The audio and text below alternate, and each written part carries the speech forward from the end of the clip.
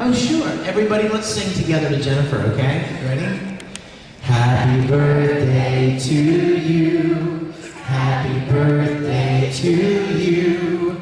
Happy birthday, dear Jennifer. Happy birthday to you. You're welcome. Yes. What was the inspiration behind Soldier A? Is this a trick question? Well, the inspiration is very obvious. In fact, you want to hear something funny? Oh my gosh. This is funny, you guys.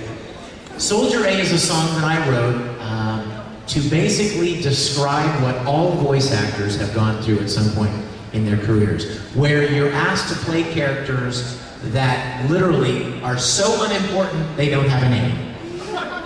And they have one line and then they die. Or they have one line and then they're gone. So we've all done it, whether it's, whatever, guy behind a bush, or man falling off, train or something. And it's funny that you should even mention this because last night at my autograph session, somebody brought up a show, a DVD of a show that I know I was in, but it had to have been 12 years ago. And I don't even remember what I did. And I asked him, I don't even remember who I was in this show. What did I do? And he said, well, that's the funny part, Vic. You played Bully A. Bully number 1. And he said, you only have like 2 lines. And I recognized your voice. And I thought, it's a Soldier A. It's a Soldier A experience. That song is on my CD called Metafiction, and it's really fun. It's a real fun song, and I did it with a couple of other voice actors, and it tells the story of these wacky kind of characters who go, ah! And then they die, Look up! That kind of thing. Yes.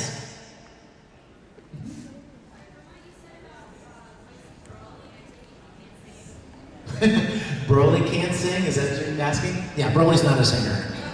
He's a tap dancer. Broly does ballet. Can you see that? That would be so funny. No, Broly does not sing. That would be funny though. Okay, now you give me an idea. See, that's funny. Now I should record like a song from Les Mis as Broly or something. That would be funny. Yes.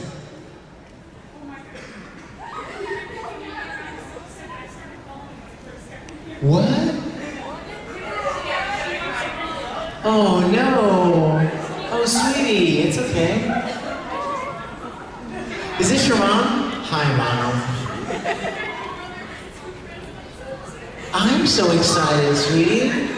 I'm excited. Come here. Give me this. Give me this. Look. I love you. Do you have a question for me, sweetheart? Oh, I wish I knew. No, you know what? Like I told you guys, I wish I knew. The music business is like most entertainment businesses. It's not easy to get into because there are hundreds of thousands of people dying to get into it. You know what? I'm not, hey baby, good morning. There's Michelle. Somebody asked me a few minutes ago what my inspiration was for Je ne parle de monde, and I said, she's walking around here. That's her. You know what, you guys? I never expected to get into music, and I wouldn't know how. I've met so many people in the business, but it's a business. And how many of you guys have heard people that are very popular singers who suck? I'm not kidding, I'm not trying to be mean. I mean, let's be honest though. How many of you guys have gone to a concert of somebody that you thought was the coolest thing, greatest songs, and they can't sing to save their lives? That's because the music business is a business. They look at someone and they're like, oh, we can market this girl. We can put her in these kind of clothing. We can have this kind of music produced. We can create an image. We can create a product that we can sell. And it has often, pop music especially, has very, very little to do with how good a singer you are. And I wouldn't even begin to know if God is good enough to me to allow me to sell a song of mine to somebody or to get the chance to sing something. In fact, there is a sweet girl who is a huge anime fan named Emma Mae Jacob. Emma Mae sings country. And she's really good, you guys. Now this is, I don't give out singing compliments very easily, and she's really good, and she's a huge anime fan. I've met her at several conventions. And at a convention, I can't even, Akon in Dallas last year, she came and they let her do a concert, and I sang a duet with her, a country duet. I put on my country on and I sung it good. I knocked it out of the park. No, I don't know about that. But what I can tell you is that her manager wanted me to record it with her. And then they released it on iTunes. I think it's on iTunes. If it's not, it will be shortly. But that's one of those things. It just happened. I wouldn't even know where to begin to get into the music business. So I'm sorry to tell you, it's hard to know. All I would say is take every opportunity you get, sing wherever you can, perform when you get the chance, develop your skills, and let people hear you. Let people hear you. Yes? What was the most difficult piece to come up with? Wow, there are thousands of things that I've written over the years. It'd be hard to think. Well, I will tell you this. Let me answer that question by saying this. Whenever you're paid to write something, it's very different than writing something from your heart. When I moved to Houston, Texas 20 years ago, I worked for a production company as a staff composer.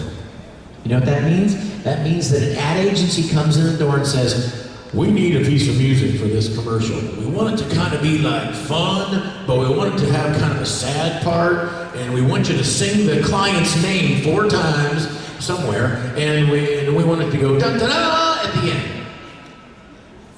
And you're like, ugh. Suddenly it becomes a mechanical process of trying to create something mechanically that the commercial guys want you to make. Suddenly it's not flowing out of you. You know what I mean? Like, I feel this and I want to do this right here. Yeah, I can't do that. Sing in for 3.4 seconds, music bed for 9.5 seconds, a little sing again, then one more small music bed, then the sing out. I mean, it ends up being broken down into a very mechanical structure. So when you're writing sometimes for hire, things don't come out as easily or as smoothly, you know, or as organically. But those are kind of difficult sometimes because you have a deadline, and you're being paid to do this, and you got to get it done. It's no longer, well, I don't feel like writing today. I'm not feeling very inspired. Well, too bad. The client needs the thing tomorrow. So sometimes that's difficult. You guys, guess what? Yes, oh my gosh, I'm sorry. I think I even went a couple of minutes over. I love you guys to death, and I'm glad you came, and I will look forward to seeing you at my Q&A at noon, all right? Thank you guys.